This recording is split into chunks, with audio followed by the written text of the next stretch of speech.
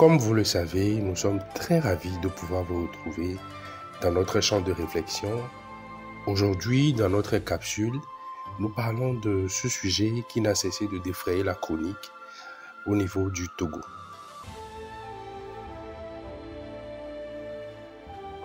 Dans notre capsule du jour, nous essaierons d'avoir un regard bijectif. Nous allons mesurer les pour et les contre de ce projet de loi. Nous allons commencer par un regard extérieur sur ce projet, notamment ce que pense RFI sur ce sujet. Bonjour Sylvestre. Oui, bonjour. Bonjour aux auditeurs. Et merci de nous appeler de Djamena, au Tchad. Vos questions, on vous écoute. Oui, au Togo, une proposition de loi est actuellement examinée en commission des lois pour passer d'un régime présidentiel à un régime parlementaire. Mais pourquoi les députés de la majorité veulent-ils changer la nature du régime? Les députés de la majorité qui proposent que le président de la République ne soit plus élu au suffrage direct, mais par l'Assemblée nationale. Bonjour Paul Amegakpo, soyez le bienvenu. Bonjour Juan, bonjour aux auditeurs de la RFI. Vous êtes le président de l'Institut Tamberna pour la gouvernance. Comment les députés justifient-ils la nécessité de passer d'un régime présidentiel à un régime parlementaire ? Les députés de la majorité parlementaire, de la majorité au pouvoir unir, ont jugé nécessaire passer du régime présidentiel ou semi-présidentiel que le Togo a connu depuis son indépendance à un régime parlementaire. Ceci, selon eux, en raison de l'inefficacité du système présidentiel qui octroie une prépondérance du pouvoir exécutif au président de la République, qui lui-même n'est pas responsable vis-à-vis de l'Assemblée nationale. L'exécutif togolais est partagé entre le président de la République, qui est le chef de l'État, et un Premier ministre qui dirige l'action gouvernementale. Et donc c'est le Premier ministre qui est responsable devant l'Assemblée nationale et non directement le président de la République qui incarne l'exécutif togolais. Et là, il n'y aurait plus de Premier ministre, visiblement, d'après le projet. Il n'y aura plus de Premier ministre, il y aura plutôt un président de conseil de ministres. Disons que l'exécutif togolais aura une physionomie de hiérarchie. On aura un président de conseil de ministres qui sera élu par l'Assemblée nationale et un président de la République qui sera élu par le Parlement, donc l'Assemblée nationale et le Sénat réunis. Et les deux seront désormais responsables vis-à-vis du Parlement. Parce que le président de la République pourrait être destitué par une haute cour constituée justement des députés de l'Assemblée nationale, et le président du Conseil de ministres pourrait être également destitué par l'Assemblée nationale. En quelques mots, Paul Amegakpo, il nous reste à peine une minute. Nombreux sont les auditeurs qui s'interrogent et qui nous demandent sur les réseaux sociaux, est-ce que cette constitution peut être modifiée par des députés qui ne seront certainement plus sur les bancs de l'Assemblée nationale dans un mois, puisqu'il y aura les élections législatives ? Il y a deux obstacles juridiques majeurs. Le premier obstacle, c'est que l'article 144 de notre Constitution interdit toute révision de la Constitution en période d'intérim. Or, actuellement, 2 des 3 pouvoirs sont en intérim. Le pouvoir législatif est en intérim depuis le 1er janvier parce que le mandat des députés était caduc au 31 décembre 2023. Et le deuxième point. Et la Cour constitutionnelle également n'est pas complète actuellement. Nous avons souhaité pour une certaine équité, un certain équilibre dans ce traitement du sujet, de faire apparaître l'opinion d'un député au niveau de l'Assemblée nationale. La première actualité au Togo ces derniers temps au plan politique, plusieurs partis d'opposition, des organisations de la société civile, des leaders d'opinion, plusieurs personnes en tout cas, se sont prononcées sur cette proposition de révision constitutionnelle.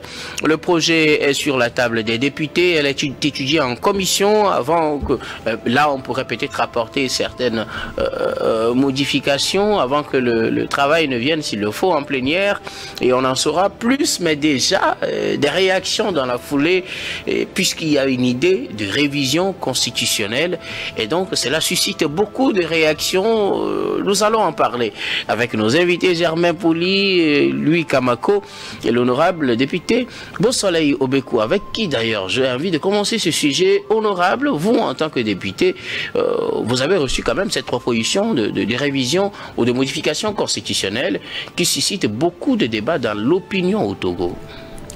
Oui, au fait, oui, comme vous le dites, j'ai reçu cette proposition et vous savez que pour faire les lois pour un pays, il y a deux voies. Il y a le projet de loi qui émane du gouvernement et il y a aussi les propositions de loi qui émanent des députés à l'Assemblée nationale. Et notre loi est claire lorsqu'il y a, ou le règlement de l'Assemblée nationale, lorsqu'il y a un cinquième de députés qui propose des lois ou bien qui font une proposition de loi, cette proposition passe et on peut quand même l'étudier. Et lorsqu'il y a un projet ou une proposition de loi et qui vient sur la table du président de l'Assemblée nationale, et cette proposition, ce projet de loi est affecté à la commission des lois. Et conformément au règlement de l'Assemblée nationale, la commission des lois étudie cette proposition, ce projet de loi. Dans le cas d'espèce, c'est la proposition de loi. Donc, bon, vous savez, la commission des lois est composée de 9 membres, comme les autres commissions, et il y a certaines commissions qui sont composées de 10 membres. Et je crois que, et maintenant, selon le règlement, tous les députés qui le désirent, mais qui ne font pas partie de cette commission, mais qui désirent participer au débat ou à l'étude en commission, peuvent le faire. C'est ce qui a fait que moi, comme plusieurs députés, j'ai participé à l'étude de cette loi-là, et il appartient à la commission, mais les autres députés qui ne font pas partie de la commission peuvent participer à l'étude de cette loi, mais ne peuvent pas voter. Donc, pour le vote, l'adoption de cette proposition revient aux membres de la commission. Donc, c'est pour ça que je peux vous dire que j'ai cette proposition-là. J'ai participé à l'étude et au débat au niveau de l'étude de cette proposition. Seulement que je ne peux rien dire concernant à l'heure actuelle concernant ce qui est le contenu même de cette proposition-là, parce que c'est la loi qui le dit. L'étude en commission est confidentielle. L'étude en commission est confidentielle, c'est pour cela que ça se déroule, les travaux en commission se déroulent à huis clos. À huis clos, oui. Donc, et c'est ce qui fait qu'on ne pourra pas avoir des détails sur le contenu pour le moment. Parce que la loi ne m'autorise pas et m'interdit même d'interdire à tout député d'en parler. Et c'est à la plénière, lorsque la loi, la proposition est votée par la commission de loi et que ça passe au niveau des plénières, que tout le monde, les députés, le public peuvent avoir le contenu. Maintenant, je ne peux pas en parler, mais par rapport, comme vous venez de le dire, il y a des discussions, des analyses qui sont faites, et il nous appartient en tant qu'analyste de parler de la sortie des uns et des autres, de ce que pensent, parce que c'est un débat. Alors, laissez-moi vous poser justement dans ce cadre une autre question. Le projet n'est pas encore divulgué officiellement. La proposition plutôt n'est pas encore divulguée. Ça veut dire qu'on n'est pas censé en connaître le contenu, mais les commentaires vont bon train. Est-ce que d'abord, fondamentalement, est-on en droit de s'inquiéter qu'il y ait une modification constitutionnelle? Parce que c'est de ça que nous parlons dans cette émission. L'idée d'une révision constitutionnelle constitutionnelle déjà crispe l'atmosphère politique au Togo. Il y a plein de gens qui font plusieurs commentaires négatifs sur l'idée même déjà qu'il y ait une proposition qui pourrait modifier cette constitution. Est-ce qu'il y a des raisons qu'on ait peur de quelque chose? Oui, c'est clair, parce que même en décembre, lors de la clôture de la deuxième session ordinaire de l'année 2023, la présidente de l'Assemblée nationale l'a annoncé.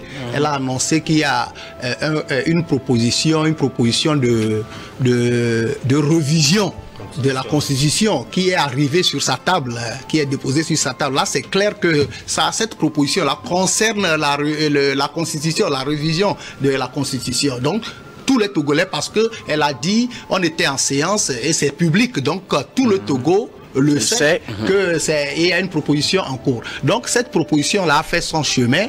Maintenant, l'étape, c'est arrivé au niveau de l'étape de l'étude en commission.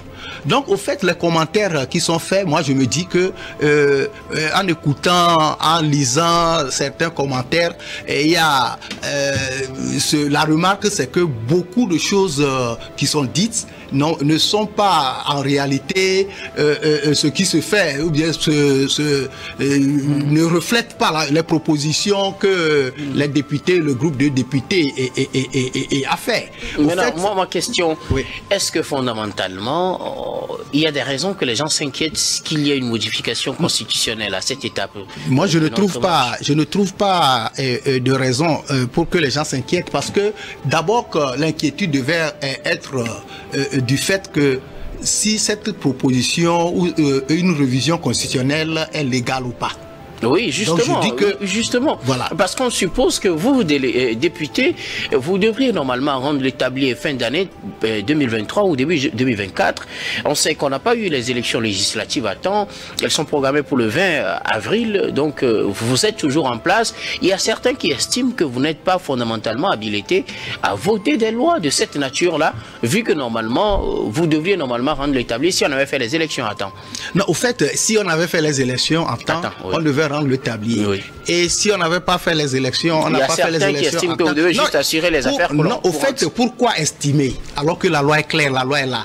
Dans une république, on n'estime pas des choses, on se base sur la loi pour parler, pour évoquer des choses, pour analyser des situations. La loi est claire, l'article 52 de notre Constitution, elle le dit clairement. Il n'y a pas d'ambiguïté. Le dernier qui pose toujours interprétation. Non, il n'y a pas d'interprétation. Il n'y a pas à interpréter ce chapitre. Il y en a plein qui estiment que vous êtes là pour des affaires courantes, même si ce n'est pas dit comme ça. Rien n'est à nulle part. La Constitution dit que les députés en fin de mandat restent pour les affaires courantes. Et la Constitution est claire. Le dernier alinéa de l'article 52 dit les députés sortants restent en fonction jusqu'à l'élection de leur successeur, jusqu'à la prise de fonction de leur successeur. On dit les députés restent en fonction. Et la fonction des députés, c'est quoi? C'est de voter les lois. Et vous voyez que vous avez souvenance que le 5 mars passé, il y a eu quand même la rentrée, l'ouverture de la session ordinaire, de la première session ordinaire de l'année 2024. Ça veut dire que le travail de l'Assemblée nationale continue. Le travail continue et les députés continuent leur travail. Les élections ont été annoncées, c'est pour le 20 avril prochain, mais les députés, ils ne peuvent pas avoir une rupture de travail au niveau de cette grande institution qu'est l'Assemblée nationale. Donc, l'article 52 donne les prérogatives, confirme ces prérogatives-là aux députés actuels de continuer le travail. Et la loi, la proposition de loi est légale. Donc il n'y a pas d'inquiétude à ce niveau, la proposition de loi est légale. Bon, je comprends bien, il y a des spéculations, il y a des gens qui font des interprétations de gauche à droite. Là, ça n'engage que ces gens-là. Mais la question qu'il faut se poser, c'est que, est-ce que cette révision constitutionnelle ou bien cette proposition de loi de réforme constitutionnelle est légale ou pas? Et je dis que c'est bien légal et que les députés sont dans leur rôle et ils sont dans leur mission que leur a confié le peuple togolais et la constitution togolaise. Si on observe une certaine mesure au niveau de l'opinion du parti au pouvoir, l'opposition togolaise, quant à elle, se prononce et paraît totalement négatif par rapport à ce projet. Ainsi, voici déjà la synthèse de ce que pense globalement l'opposition togolaise. Dans les motifs qui accompagnaient le projet de réforme constitutionnelle déposé sur la table de la commission des lois à l'Assemblée nationale du Togo, il est écrit ceci en un point 2. Le but, je cite, « Le but recherché par notre proposition est de mettre en place un régime qui offre une plus grande stabilité politique et gouvernementale en permettant la formation de gouvernements qui reflètent les majorités parlementaires. » Voilà comment le pouvoir togolais justifie, entre autres, le choix de réviser votre constitution pour faire passer le Togo du régime semi-présidentiel ou présidentiel à un régime parlementaire. Que vous inspire un tel projet? Alors, un tel projet, plus je lis l'exposé des motifs qui est à l'origine de ce projet, et plus je compare les deux, la Constitution telle qu'elle existe aujourd'hui, réformée déjà 2 fois. Celle de 92, réformée en 2002. Voilà. Et ce qu'on nous présente comme un projet de Constitution, plus je suis persuadé que c'est un canular. Et donc j'attends le 1er avril pour voir si véritablement ce qui est écrit là se justifie et si le projet de constitution qu'on nous présente, qui est en faveur d'un régime parlementaire, est réel. Pourquoi un canular? Pourquoi? Oui. Parce que dans l'exposé des motifs, oui, ce qui est dénoncé, et la phrase que vous venez de lire, oui, est réellement curieuse, parce que les gens qui écrivent ça sont au pouvoir depuis 63 ans au Togo. Faure Gnassingbé est au pouvoir, il en est à son 4e mandat. Non. Ça fait 20 ans. Le président Faure Gnassingbé n'est pas au pouvoir depuis 63. Non, depuis non, 63. Il est au pouvoir depuis 20 ans, bientôt. Oui, oui, bientôt. Depuis février 2005. Voilà. Oui. En 2005, il aura terminé 20 ans. De quelle instabilité parle-t-il?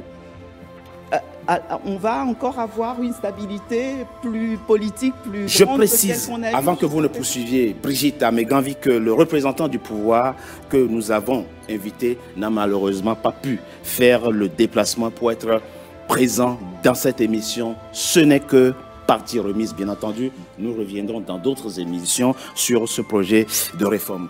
Voilà. Vous pouvez continuer à nous parler de ce que vous avez considéré comme être formation de gouvernement qui reflète les majorités parlementaires.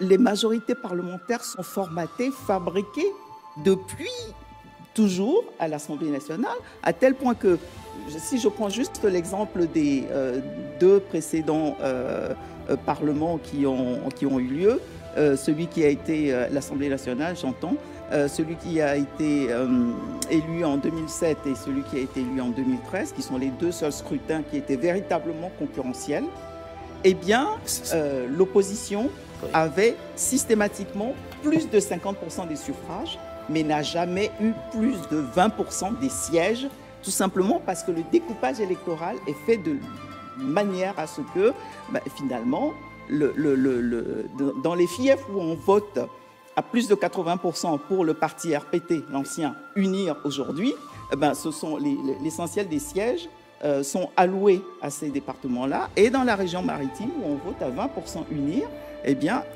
Alors, on reviendra sur la question du découpage électoral, mais puisque vous parlez de majorité, c'est vous-même qui avez boycotté les législatives. Certes, c'est pas le pouvoir qui vous a contraint. Absolument, mais je parle, c'est bien la raison pour laquelle je fais la référence aux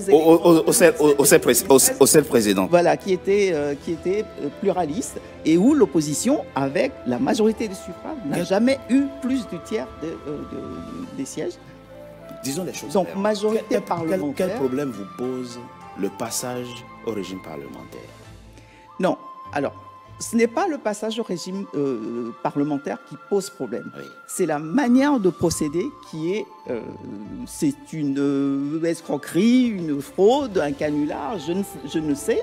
Mais l'Assemblée nationale élue actuellement, effectivement, après le boycott de la C14, le boycott des législatives par la C14, oui, a été élue le 28 décembre 2018. 18, c'est ça. Son mandat est arrivé à son terme depuis le 31 décembre C'est vrai aussi. 2023. Ça aussi, c'est vrai. Et c'est à partir de février-janvier qu'on a entendu parler d'une éventuelle proposition de loi par un groupe de députés. Et quelques mois après, on a eu ce document que je considère comme étant...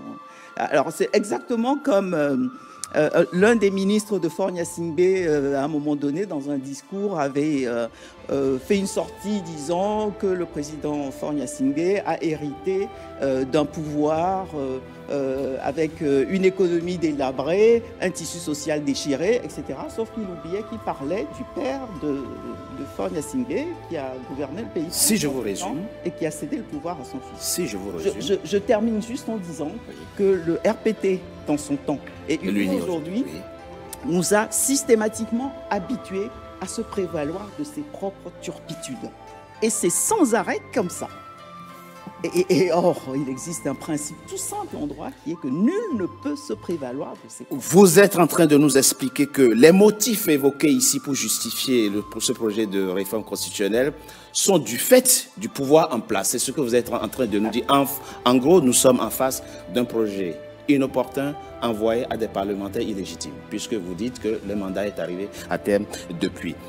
Déjà, remarquons que c'est un sujet très commenté. Beaucoup de personnes sont dans l'émotion, ce qui est normal, et d'autres sont dans la raison. Notre capsule a juste souhaité replacer le débat, considérer toutes les positions, afin que bon nombre puissent en tirer la substance de tous les dires. Nous vous remercions pour votre attention et pour vos abonnements.